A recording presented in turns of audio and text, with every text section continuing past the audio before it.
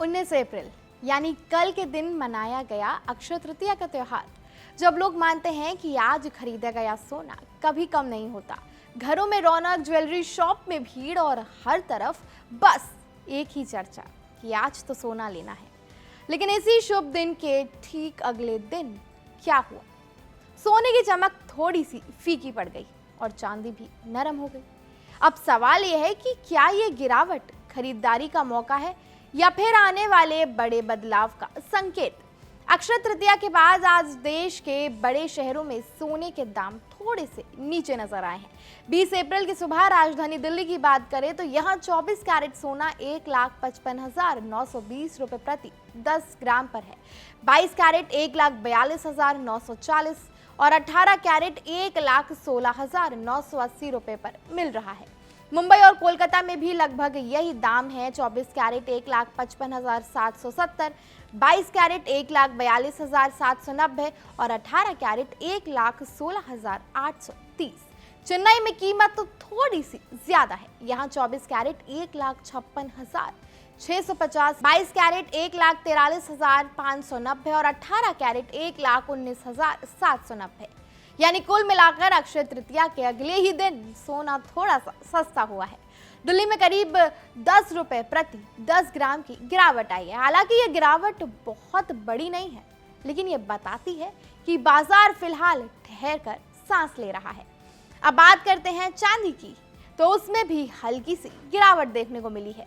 20 अप्रैल की सुबह चांदी दिल्ली में अगर हम बात करें, राजधानी दिल्ली की बात करें, तो वहां चांदी 100 रुपए से सस्ती होकर 2,74,900 रुपए प्रति किलो पर आ गई।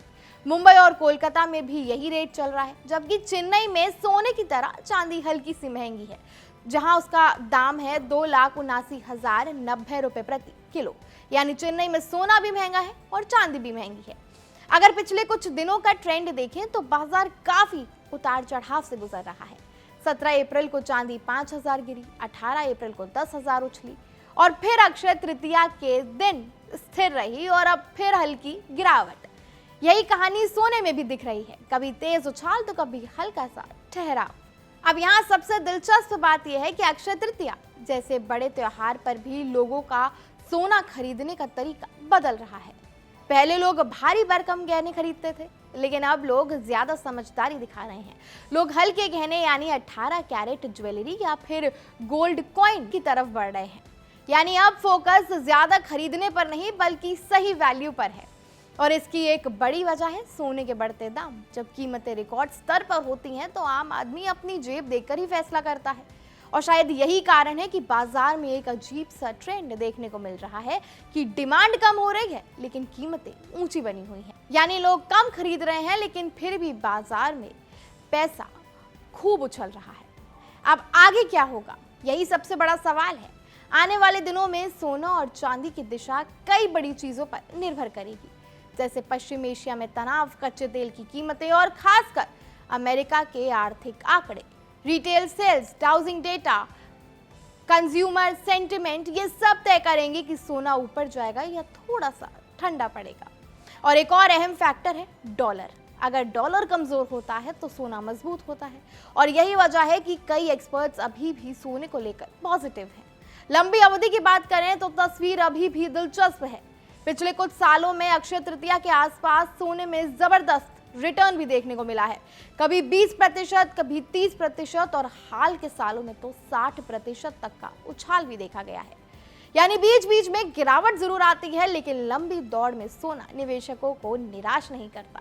कुछ एक्सपर्ट्स तो यहाँ तक कह रहे हैं कि जब आप अगले साल अक्षय तृतीया बनाएंगे तो तब सोने के जो दाम है वो 2 लाख रुपए को पार कर सकते हैं।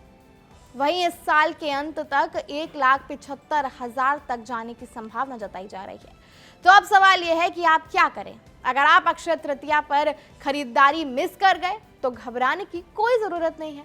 बाजार में ऐसे छोटे छोटे गिरावट के मौके आते रहते हैं, लेकिन अगर आप निवेश के नजरिए से सोच रहे हैं तो सोना अभी भी एक मजबूत विकल्प बना हुआ है, खासकर लंबे समय के लिए। और अगर आप खरीदारी करना चाहते हैं तो ट्रेंड साफ है। हल्का खरीदो, समझदारी से खरीदो और वैल्यू पर ज्यादा ध्यान दो, क्योंकि अब सोना सिर्फ एक गहना नहीं बल्कि एक स्ट्रैटेजी प्लान बन चुका है। तो अगली बार आप सोना खरीदने जाएं तो सिर्फ कीमत पर ध्यान मत दीजिएगा, बाजार की कहानी को भी समझने की कोशिश कीजिएगा। शायद तभी आप सही फैसला ले पाएं। कैसी लगी आपको हमारी ये जानकारी, हमें कमेंट सेक्शन में जरूर बताएं और ऐसी और जानकारी पाने के लिए सब्सक्राइब कीजिए हमारे चैनल कड़क को। यहाँ ताजा खबर के साथ हर दिन की शुरुआत कड़क है। आमने सामने बैठ रखते हैं बात पूरे दम से, आराम से। चर्चा होती है बेधड़क। यहाँ किस्से कहानियों में बोल सरल और अंदाज बेहद कड़क मिलता है। जीने में एक तेवर है जो आता है सही ज्ञान, जानकारी और उससे कमाई कड़क नोट से। इधर मौके पर चौका नहीं, छक्का लगा जलवा दिखाते हैं। कड़क क्रिकेट से अपने रोमांच को जो बढ़ाते हैं। यहाँ की हर बात का मिजाज एक है, मिजाज कड़क। आपका अपना YouTube चैनल कड़क, लाइव बेधड़क।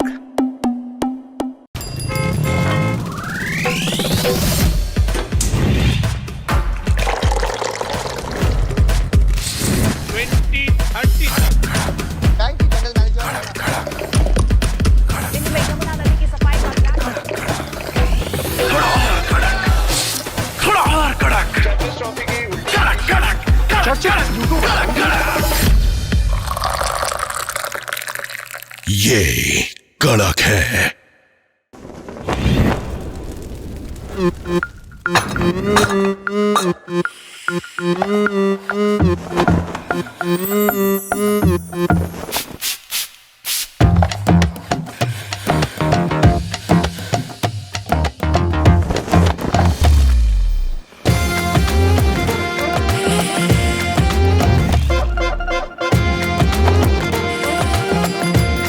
ये कड़क है।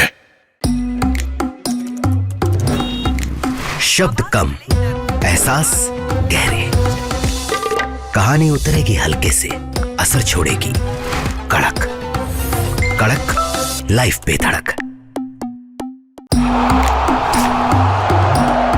क्रिकेट का हर एंगल क्लियर कट, ओपिनियन हो या एनालिसिस, डिलीवरी होगी एकदम कड़क। कड़क, लाइव बेधड़क।